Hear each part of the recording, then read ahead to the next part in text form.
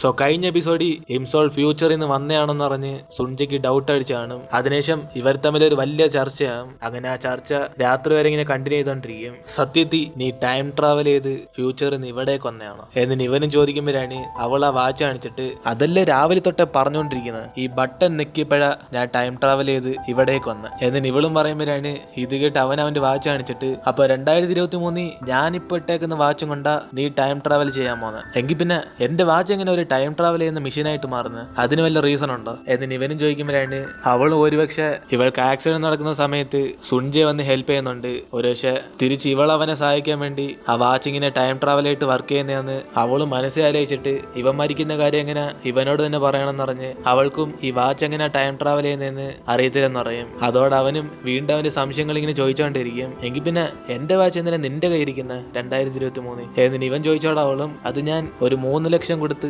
എക്സിബിഷനിൽ നിന്ന് വാങ്ങിച്ച എന്ന് ഇവൾ പറയുമ്പോഴാണ് അവനും ഞാനെന്ന് എന്റെ പഴയ വാച്ചൊക്കെ എടുത്ത് എക്സിബിഷന് കൊടുക്കുന്നത്, അതും നീ ആ വാച്ച് 3 ലക്ഷം കൊടുത്ത് വാങ്ങിച്ചേക്കുന്നോ, അപ്പൊ ഫ്യൂച്ചറിൽ ഞാൻ വലിയ സൂപ്പർ സ്റ്റാർ അല്ലാണോ എന്ന് ഇവനും ചോദിച്ചോടെ അവളും ഫ്യൂച്ചറിൽ നടക്കുന്ന കാര്യമൊക്കെ എടുത്ത് പറയും. സുൻജയ് നിന്റെ കൂട്ടുകാരൻ തുടങ്ങിയ ബാൻഡില്ലേ, അതേ അവൻ നിന്നെ പിടിച്ച് കയറ്റി ഉടനെ അത് സൂപ്പർ ഹിറ്റായി, നിങ്ങൾ എക്ലിപ്സ് എന്ന് പറഞ്ഞ ബാൻഡ് കൊറിയയിൽ വൺ ഓഫ് ദ ഫേമസ് ബാൻഡായിട്ട് മാറി, അതുകൊണ്ടാ നീ എഴുതിയ സഡൻ ഷവർ പാട്ട് എനിക്ക് ഓർമ്മയുള്ള എന്ന് ഇവളും മൊത്തത്തിൽ പറഞ്ഞു തീർക്കുമ്പോഴാണ് ഇവൾ ഫ്യൂച്ചർ നടക്കുന്ന കാര്യമൊക്കെ പറഞ്ഞുകൊണ്ട് ടൈം മൊത്തത്തിൽ സ്റ്റോപ്പ് ആയിരിക്കും. ഇതോടെ അവനും അവളുടെ ഉത്തരത്തിന് വേണ്ടി വെയിറ്റ് ചെയ്തുകൊണ്ടിരിക്കുമ്പോഴാണ് അവൾക്ക് വീണ്ടും പറയാൻ പറ്റാതെ സുൻജയ എനിക്ക് ഫ്യൂച്ചർ നടക്കുന്ന കാര്യമൊന്നും പറയാൻ പറ്റത്തില്ല, അങ്ങനെ പറയാണ് ഈ ടൈമൊക്കെ സ്റ്റോപ്പ് ആവും, ഇപ്പൊ ഞാൻ നിന്നോട് പറഞ്ഞ പക്ഷെ ഈ ടൈം മൊത്തത്തിൽ സ്റ്റോപ്പായി, നീ അത് കണ്ടില്ലേ എന്ന് ഇവളും പറയുമ്പോഴാണ് ഇതൊന്നും അവന് വിശ്വാസം വരാതെ നിനക്ക് ടൈമും കൺട്രോൾ ചെയ്യാൻ പറ്റുമോ സുൻജയ, നിനക്ക് വിശ്വാസം വന്നില്ല അല്ലേ, ഞാൻ പറയുന്നതൊക്കെ നിനക്ക് വിശ്വസിക്കാൻ ഒക്കത്തില്ല, അതുകൊണ്ടാ ഞാൻ ഇതിനെ കുറിച്ച് ആരോടും പറയാത്ത, പിന്നെ വല്ലവരും എന്നെ തെറ്റിയിരിക്കും എന്ന് അവളും പറയുമ്പോഴാണ് ഇത് കേട്ടിട്ട് അവനും ശരിയെന്നാ നീ പറഞ്ഞല്ല ഉള്ളയാന്ന് വെച്ചോ, ഈ തവണ നീ എന്തിനാ ടൈം ട്രാവൽ ചെയ്ത് ഇവിടേക്ക് വന്ന്,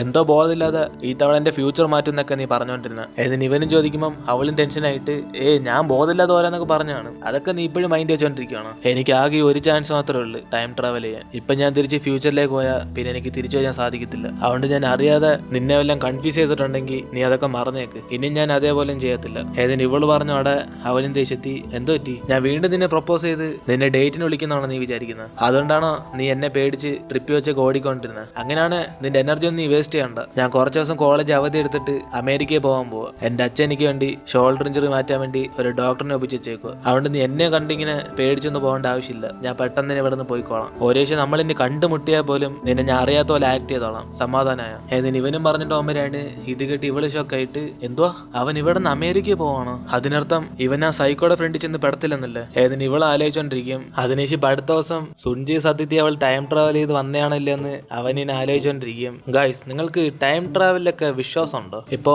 നമ്മൾ സ്നേഹിക്കുന്ന ഒരു പെങ്കൊച്ച് ടൈം ട്രാവൽ ചെയ്ത് ഫ്യൂച്ചറിൽ നിന്ന് വന്നയാന്ന് പറഞ്ഞാൽ നീ എന്തുമായിരിക്കും ചെയ്യുന്നത് ഏതിന് ഇവനും ബാക്കിയുള്ളവരോട് അഭിപ്രായം ചോദിക്കുമ്പോഴാണ് ഇത് കേട്ടവന്മാരും ഓ സുൻജയ ഇങ്ങനെയൊക്കെ റിജക്ട് ചെയ്യുന്നവരുണ്ട്, ഫ്യൂച്ചറിൽ നിന്ന് വന്നയാന്ന് പറഞ്ഞ് നമ്മളെ മണ്ടന്മാരാക്കി ഇൻഡയറക്റ്റ് ആയിട്ട് ഇഷ്ടമല്ലെന്ന് പറയുക, പക്ഷേ ഇങ്ങനെയൊക്കെ റിജക്ട് ചെയ്യുക ഒരു ലവ് പ്രപ്പോസിന്, ഇതൊക്കെ ഒരു ട്രെൻഡ് ആയിട്ട് മാറുമെന്ന് തോന്നുന്നു, അവൾ ചുമ്മാ ഇങ്ങനെയൊക്കെ പറഞ്ഞ് നിന്നെ കളിയാക്കുക എന്ന് ഇവനും പറയുമ്പോഴാണ് ഇത് കേട്ട് സുൻജയ് വീണ്ടും കൺഫ്യൂസ് ആയിട്ട് ഇനിയിപ്പോ അവൾക്ക് ഇഷ്ടമല്ലാത്തോണ്ട് കളിയാക്കിയതാണോ ഏതിന് അവൻ ആലോചിക്കാൻ തുടങ്ങും. അപ്പോഴാണ് മറ്റേനും പിന്നെ ഞാൻ വേറൊരു കാര്യം കൂടെ പറയാൻ മറന്നു, കുറെ പെമ്പിള്ളേര് എന്നെ ഇഷ്ടമെന്ന് പറഞ്ഞു വരുമ്പോൾ ഞാൻ ഇങ്ങനത്തെ ഡയലോഗ്സ് ഒക്കെ പറഞ്ഞ അവരെ റിജക്ട് ചെയ്യുന്നത് ഏതിന് അവരൊക്കെ സംസാരിച്ചോണ്ടിരിക്കുമ്പോഴാണ് അതേസമയം ഇംസോളും സുൻജയിനെ കുറിച്ച് ഞാൻ ആലോചിച്ചോണ്ടിരിക്കും, അവൻ എന്തിനാ അമേരിക്കയിലേക്ക് പോകുന്നത്, ഒരുപക്ഷെ ഞാൻ കാരണം വീണ്ടും അവന്റെ ഫ്യൂച്ചർ മാറിയ, പക്ഷെ എന്തായാലും ഇത് നല്ലതിന് വേണ്ടിയാ, അവൻ ഇവിടെ ഇല്ലെങ്കിൽ എന്നെ കൊല്ലാൻ വരുന്ന സൈക്കോയെ അവൻ നേരിട്ട് മീറ്റ് ചെയ്യത്തില്ല, അതിനർത്ഥം ഫ്യൂച്ചറെ സൈക്കോ സുൻജയെ കൊല്ലാൻ ഒരു റീസണും കാണത്തില്ല ഏതിന് അവള് ആശ്വാസപ്പെടും. അതേസമയം ഇവിടെ കൂട്ടുകാരനാണ് ആ പോസ്റ്ററിൽ കണ്ട കോമ്പറ്റീഷന് ഇവന്മാര് പാടിയ പാട്ടൊക്കെ അയച്ചു കാണും, അപ്പോഴാണ് അവര് ഫോം വിളിച്ച്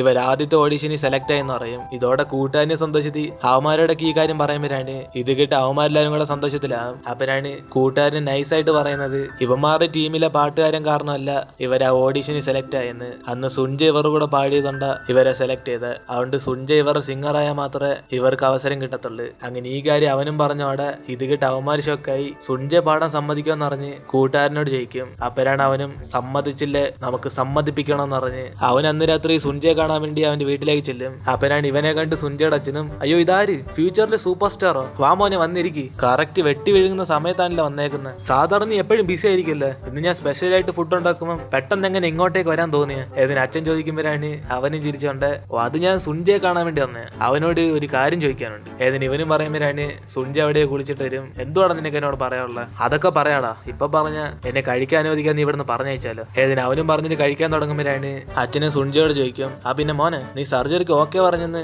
ഞാൻ അറിഞ്ഞായിരുന്നല്ലേ, ഉള്ളയാണോ? ഹിംസോൾ എന്നോടൊന്ന് പറഞ്ഞ നീ സർജറിക്ക് അമേരിക്കയിൽ പോകാൻ പോവാന്ന്. അപ്പോ അച്ഛൻ പറഞ്ഞ നിനക്ക് സമ്മതമല്ലേ? മോൻ കറക്റ്റ് ആയിട്ടുള്ള ഡിസിഷൻ എടുത്തേക്കുന്നത്. ഇതായിരുന്നു അച്ഛന്റെ ആഗ്രഹം. ഏതിന് അച്ഛനും പറഞ്ഞോടെ ഇത് കേട്ട് കൂട്ടുകാരും മൊത്തം ഷോക്കാവും. എന്തുവാടെ ഇവിടെ നടക്കുന്നത്? ഇവൻ ഇവിടെ നിന്ന് പോയാൽ പിന്നെ ഞങ്ങൾ എങ്ങനെ സൂപ്പർ സ്റ്റാർ ആവുന്നത്? എന്നിന് അവൻ ആ ഷോക്ക് ഇരിക്കുമ്പോഴാണ് അച്ഛനെ സന്തോഷത്തി ഹിംസോളിന് ഇവനോട് എത്ര സ്നേഹം ഉണ്ടെങ്കിൽ പെട്ടെന്ന് തന്നെ അമേരിക്കയിലേക്ക് ഇവനെ വിളിച്ചോണ്ടോണെന്ന് പറഞ്ഞ കാര്യമൊക്കെ അച്ഛൻ അവനോട് പറഞ്ഞോണ്ടിരിക്കും. അപ്പോഴാണ് ഇത് കേട്ട് സുൻ ചെയ്യും, അച്ഛാ അവള് പെട്ടെന്ന് തന്നെ എന്നെ അമേരിക്കയിലേക്ക് പോകാൻ പറഞ്ഞു. ഏതിന് ഇവന് സങ്കടത്തോട് ചോദിക്കുമ്പം അച്ഛനും എന്റെ ചിക്കൻ കരിഞ്ഞു പോയടാന്ന് പറഞ്ഞ് പെട്ടെന്ന് അവിടെ ഓടിപ്പോകും. അപ്പോഴാണ് ഇതെല്ലാം കണ്ടിട്ട് കൂട്ടുകാരനും, എടാ സുൻജയാ നിനക്ക് പഠിക്കണ്ടേ, നീ തന്നെ ക്ലാസ് കട്ട് ചെയ്തിട്ട് സർജറി ചെയ്യാൻ വേണ്ടി ഇവിടെ നിന്ന് പോന്നെ, ഇത് നല്ലതിനാണോ? ഏതിന് അവനും ചോദിക്കുമ്പോഴാണ് ഇത് കേട്ട് സുൻ ചെയ്യും, എടാ ഞാൻ സർജറിക്ക് പോവാണ്, ഇതായിരിക്കും നല്ല സമയം. കാരണം ഇനി എനിക്ക് സമയം കിട്ടുമെന്ന് എനിക്ക് തോന്നുന്നില്ല. കാരണം കുറെ പേർക്ക് ഞാൻ ഇവിടുന്ന് പെട്ടെന്ന് പോയി തന്നാൽ മതി എന്ന് ആഗ്രഹം. ഏതിന് അവന് ഹിംസോളിനെ ഓർത്ത് പറയും. അപ്പോഴാണ് കൂട്ടുകാരനും, സുൻജയാ ഇനിയിപ്പോ ഞാൻ നിന്നെ പോകാൻ അനുവദിച്ചില്ലെങ്കിൽ നീ ഇവിടുന്ന് പോകാതിരിക്കോ? എന്നിന് ഇവന് റൊമാൻറ്റിക് ആയിട്ട് ചോദിക്കുമ്പോഴാണ്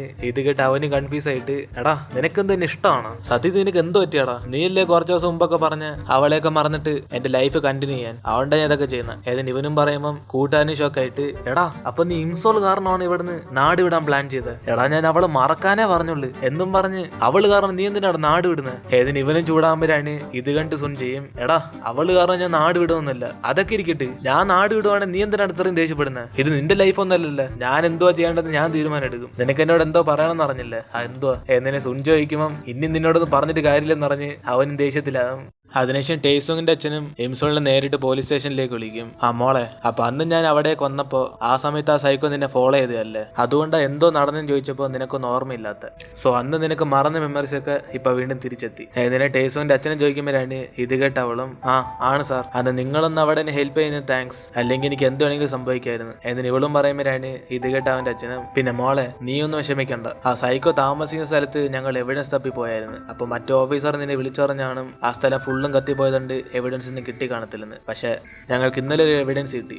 അവന്റെ ചോരയും ഇതിനുമ്പ് ആ കനാൽ റോഡിൽ കൊലപാതകം നടന്ന ആ കില്ലറിന്റെ ചോരയും മാച്ച് ആവുന്നുണ്ട്. ഈ ഒരു റീസൺ കൊണ്ട് തന്നെ അവൻ അറസ്റ്റ് ചെയ്യാം. ഏതിന് ഇങ്ങേര് പറയുമ്പോഴാണ് അവൾ ആശ്വാസപ്പെടുന്നത്, ഓ ഭാഗ്യം, താങ്ക് യു സാർ. ഏതിന് ഇവള് സന്തോഷപ്പെടുമ്പോഴാണ് ഇതുകടെ ടേസോങ്ങിന്റെ അച്ഛനും, ആ പിന്നെ മോളെ നീ അവന്റെ കാറിന്റെ താക്കോൽ എടുത്തു വെച്ചോണ്ട് അവനൊരു ട്രക്ക് ഫോളോ ചെയ്തൊന്നല്ല പറഞ്ഞ, ആ ട്രക്ക് കാണാൻ എങ്ങനെയായിരിക്കും എനിക്ക് ഫോട്ടോസ് കണ്ട തിരിച്ചറിയാൻ പറ്റുമോ? ഏതിന് ഇദ്ദേഹം കുറച്ച് ഫോട്ടോസെ കാണിക്കുമ്പോഴാണ് അവൾ ആ വണ്ടി കാണിച്ചു കൊടുത്തിട്ട് ഇതേപോലെ ഒരു വെള്ള വണ്ടിക്കകത്ത് അന്ന് ഇവളെ ഇടിച്ചിടാൻ വേണ്ടി വന്നതെന്ന് അറിയും. ഇതോടെ ടേസോങ്ങിന്റെ അച്ഛനും പെട്ടെന്ന് തന്നെ കില്ലറിനെ കണ്ടെത്താന്ന് പറഞ്ഞ് ഇവളെ സമാധാനപ്പെടാൻ പറയും. അതിനുശേഷം ഇവളും കോളേജിലേക്ക് ചെല്ലുമ്പോഴാണ് ചേട്ടൻ അടുത്തേക്ക് വന്നിട്ട്, ഹിംസോൾ ഒരു 10 രൂപ എടുക്കണ്ടോ മോളെ? ഏതിന് ചേട്ടനും ചോദിച്ചിട്ട് ഈ സമയത്ത് ആരെ വിളിക്കുന്നെന്ന് പറഞ്ഞ് ഫോൺ എടുത്ത് നോക്കുമ്പോഴാണ് വിളിക്കുന്നത് ഹിംസോളിന്റെ കൂട്ടുകാരിയായിരിക്കും. അതോടെ ചേട്ടനും പേടിച്ച് കട്ടാക്കിയിട്ട് ഫ്രണ്ടിൽ നോക്കുമ്പോഴാണ് അവൾ അവിടെ നിന്ന് ചേട്ടനെ ഇങ്ങനെ വിളിച്ചോണ്ടിരിക്കും. ഷേ ഇവനെന്ത് എന്റെ ഫോൺ എടുക്കാത്ത? എന്നിന് അവളെ കാണുമ്പോഴാണ് ചേട്ടൻ്റെ പഴയ കിസ്സൊക്കെ ഓർമ്മ വരും. അതോടെ മൊത്തത്തിൽ നെർവസ് ആയിട്ട് ഹിംസോൾ തിരിഞ്ഞു നോക്കുമ്പോൾ ചേട്ടൻ അവിടെ കാണത്തില്ല. അപ്പോഴാണ് ഇവളെ കണ്ട് കൂട്ടുകാരുടെ അടുത്തേക്ക് വന്നിട്ട്, ഹിംസോൾ ഇത്ര സമയം നിന്റെ ചേട്ടൻ നിന്റെ കൂടെ അല്ലായിരുന്നു, സത്യം പറ? ഏതിന് ഇവള് ചോദിക്കുമ്പോഴാണ് അവളും, ആണ് എന്റെ കൂടെ ആയിരുന്നു. ഏതിന് ഇവള് സംസാരിച്ചോണ്ട് നോക്കുമ്പോഴാണ് അവിടെ സുൻജ നടന്നു വരും. അതോടെ അടുത്ത സെക്കൻഡ് കൂട്ടുകാർ തിരിഞ്ഞു നോക്കുമ്പോൾ ഹിംസോളിനെ കാണത്തില്ല. ഷേ ചേട്ടൻ അനിയത്തിയും രണ്ടുപേരും ഒരേപോലെ ആണല്ലോ. ഏതിന് അവളും ദേഷ്യപ്പെട്ടുകൊണ്ടിരിക്കും.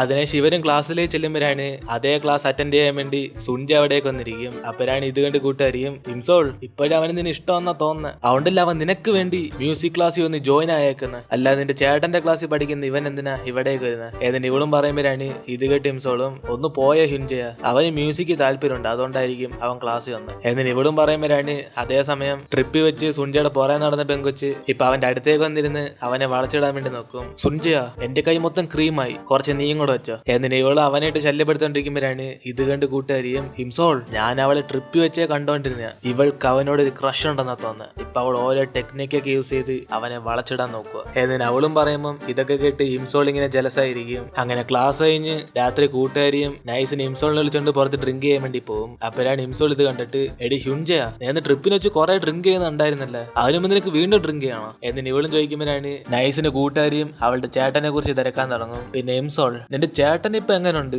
അവന് ബ്രേക്കപ്പ് ആയതല്ലേ? ഇപ്പോഴും മറ്റവളെ കുറിച്ച് ഓർത്ത് കരഞ്ഞോണ്ടിരിക്കുവാണോ? ഞാൻ ജസ്റ്റ് ചുമ്മാ ചോദിച്ചെന്നേ ഉള്ളു പെട്ടെന്ന് അവനെ കുറിച്ച് ഓർത്തപ്പോ, അല്ലാതെ എനിക്ക് ഫീലിങ്സ് ഒന്നുമില്ല എന്നിന് ഇവളെ ആക്ട് ചെയ്യുമ്പോഴാണ് ഇതെല്ലാം മനസ്സിലാക്കി ഇംസോളും നിനക്ക് ചോദിക്കണ നേരിട്ട് അവനെ കണ്ടു ചോയി അല്ലെ വിളിച്ചോയി എന്നിന് ഇവളും തിരിച്ചു പറയും. അപ്പരാണ് അതേ സമയം അതേ സ്ഥലത്തേക്ക് സുൻജാന്റെ കൂടെ പഠിക്കുന്നവരായിട്ട് അവിടേക്ക് വന്നേക്കും. അപ്പരാണ് കൂട്ടുകാരനും സുൻജയ്ക്ക് ഇങ്ങനെ മെസ്സേജ് അയക്കും, എടാ സുൻജ പ്ലീസ് നീ അമേരിക്ക പോകുന്നതിന് മുമ്പ് ഞങ്ങളുടെ കൂടെ ഒരു ഓഡിഷന് മാത്രം പങ്കെടുക്കും. ഏതിന് അവന് മെസ്സേജ് അയക്കുമ്പോഴാണ് ഇത് കണ്ടവനും ഏത് ഓഡിഷൻ, ഞാൻ തന്നെ നിന്റെ കൂടെ വരുന്നത് ഏതിന് അവനും തിരിച്ച് റിപ്ലൈ ചെയ്യും. അപ്പരാണ് അതേ സമയം ഇവന്റെ കൂടെ വന്ന കൂട്ടുകാരനും അവനൊരു ഫോൺ കോൾ എന്നുടനെ അവൻ ഇപ്പോഴാന്ന് പറഞ്ഞിട്ട് അവിടെ നിന്ന് പോകും. അപ്പരാണ് മറ്റേ പെങ്കൊച്ചും അവൾക്ക് കിട്ടിയ നല്ല ചാൻസ് എന്ന് പറഞ്ഞ് സുൻജയെ വളച്ചിടാൻ വേണ്ടി അവൾ വീണ്ടും ട്രൈ ചെയ്യും. അപ്പരാണ് ഇംസോളും അവളുടെ കൂട്ടുകാരും മൊത്തത്തിൽ ഫിറ്റായി എന്നറിഞ്ഞിട്ട് അവളും പൈസ പേ ചെയ്തിട്ട് ഇപ്പൊ വരാന്ന് പറഞ്ഞ് അവിടെ നിന്ന് എഴുന്നേക്കുമ്പോഴാണ് അവളുടെ ഇരിക്കുന്ന എല്ലാ കോയിൻസും തറയിലേക്ക് അങ്ങ് വീഴും. ഇതോടെ അവളത് ഓരോന്നായിട്ട് ഇങ്ങനെ എടുത്തോണ്ടിരിക്കുമ്പോഴാണ് പെട്ടെന്ന് അവിടെ ആരോ ബർത്ത്ഡേ ആഘോഷിക്കുന്നുണ്ട്, ലൈറ്റ് എല്ലാം ഓഫ് ചെയ്യും. ഇതോടെ അവളും ആ ഇരുട്ടത്ത് കോയിൻ അന്വേഷിച്ച് ഇങ്ങനെ പോയിക്കൊണ്ടിരിക്കുമ്പോഴാണ് പെട്ടെന്ന് ലൈറ്റ് ഓൺ ആയതോടെ ഇവള് സുഞ്ചരിക്കുന്ന ആ സ്ഥലത്ത് ഇവളിപ്പോ നിൽക്കുന്നതെന്ന് അവൾക്ക് മനസ്സിലാകും. അതോടെ അവള് മൊത്തത്തിൽ പേടിച്ചിട്ട് ഇനിയിപ്പോ ഇവൻ കാണാതെ എങ്ങനെ ഇവിടെ നിന്ന് മുങ്ങുന്ന് അവള് മൊത്തത്തിൽ ടെൻഷൻ ആയിരിക്കും. അങ്ങനെ അതോടെ നമ്മൾ ഇന്നത്തെ എപ്പിസോഡ് വരുത്തിരുന്ന് വീഡിയോ ഇഷ്ടപ്പെട്ട എല്ലാവരും വീഡിയോ ലൈക്ക് ചെയ്തിട്ട് നിങ്ങളുടെ ഫ്രണ്ട്സിനും കൂടെ ഷെയർ ചെയ്യുക. സോ ഇനിയിപ്പോൾ നമുക്ക് അടുത്ത എപ്പിസോഡിൽ കാണാം.